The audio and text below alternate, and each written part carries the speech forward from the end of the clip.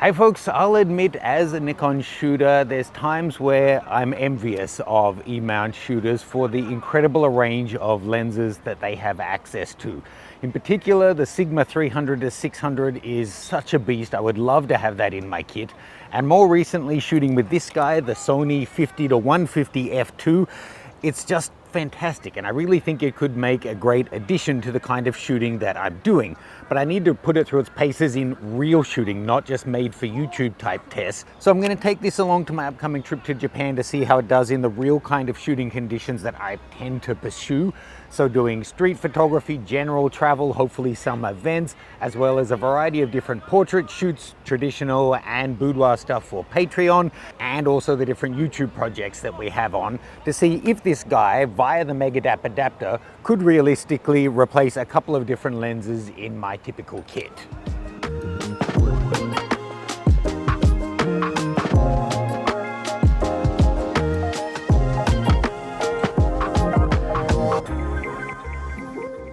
.50 to 150 is a focal length that covers a lot of what I tend to shoot. Casual street, portraiture, events. So I have high hopes for this one. The f2 gets you down into like prime lens apertures, and the image quality when it hits is fantastic. So if it doesn't work out, no shade to Sony, it's a great lens. No shade to Nikon, it's a great body. They're not designed for each other. So in a sense, I'm testing out, is the adapter a viable option for Nikon shooters to start getting into some E-mount glass? I really hope it does, because I have high hopes for this lens. I think it could really take 2 or 3 bags out of my kit and get me better results. So I'm gonna shoot it in all those scenarios and share my honest thoughts with you. Let's see how we go.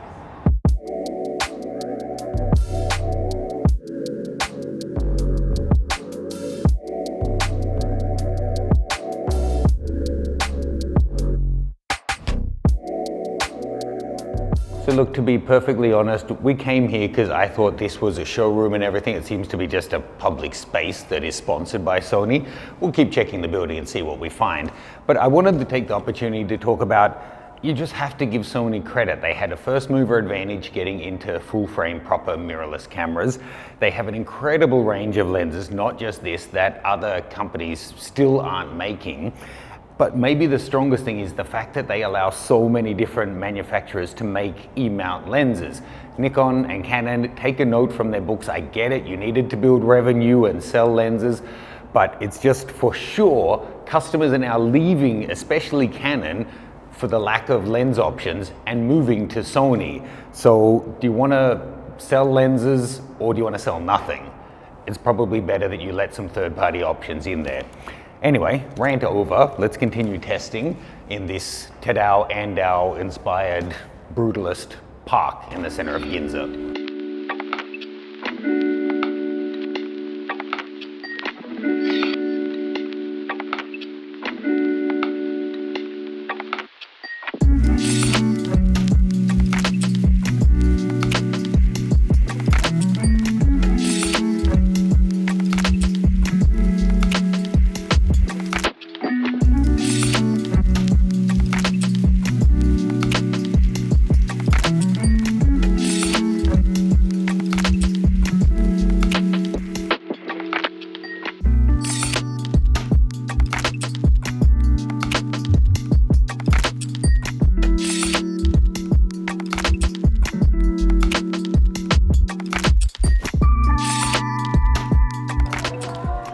I really don't know what the hell's going on. I've got this focus issue. I don't know what's going on, but I keep getting it just in soft focus. Like, what is this? It's like a tilt shift or something going on. What the hell? I keep turning it on and off to reset it, but when I focus down here, it'll focus on this person's backpack. As soon as I tilt the camera up, the focus is shifting and it won't respond anymore. So I want to get a shot with this press photographer and the people blurred out, but I can't even manual focus it because it's losing contact via the adapter. Ridiculous. Okay, can focus, tilt up, boom, gone. I'm not touching a focus button. This is the lens doing it itself. Well, the adapter probably doing it to the lens. Now this time it hasn't done it.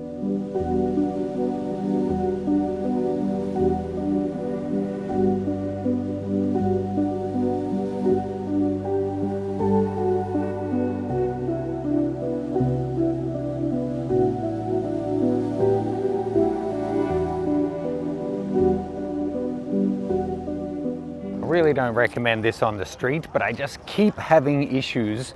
It's way worse than when I tested it with the 35 to 150.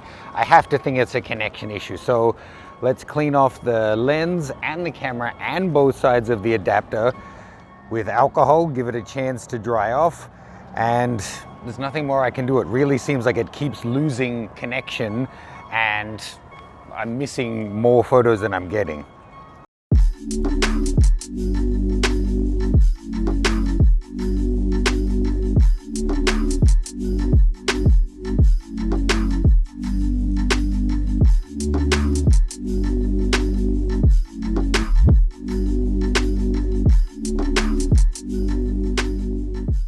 So look, good and bad news. I really put this guy through its paces in all the shooting scenarios that I had hoped for. We got lucky and had the marathon, so that kind of worked as an event. Then we had general street photography, the YouTube projects, some YouTube portraiture, as well as more controlled boudoir portraiture for Patreon. To be honest, I had several more of those shoots planned in Japan, but I ended up being called back to Australia for family matters and spent several weeks basically sitting bedside.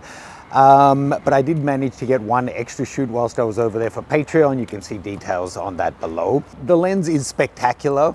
The Nikon cameras I was using are fantastic and reliable, and I love them a lot.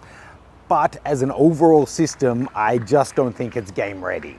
If you've got some quirky lens that you're just dying to get working on your system and there's no other way, then sure, it may be an option for you. But for any kind of mission critical work where you need reliability, you're putting a lot of faith in this third-party adapter. Keep in mind, they need to essentially keep this updated for every lens and camera combo.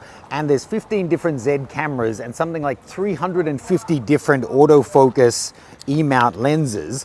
So you're talking over 5,000 potential combos. Could you really expect that they're going to keep updating this guy that frequently to keep the best possible performance? You may not get the same quirks and errors that I was getting, but I really just don't think that you can expect it to perform near native with any kind of certainty. Like all equipment decisions, it's going to be a personal one, but for me, it just doesn't make sense. As much as I would love to have this lens and the 300 to 600 in my kit, it doesn't really work. Now, the good news is that then saves me like $10,000 in lens purchases. Potential bad side is the only real solution for me would be to actually buy a Sony camera and then have native access to these guys. I'm not sure I'm quite ready for that yet though. Let me know your thoughts. Are there any E-mount lenses that you'd love to get onto your Z-mount system? You can check out both my Sony and Nikon expert setup guides below, as well as details of Patreon Uncut. It's all detailed in my link tree. Thanks guys, I'll see you soon.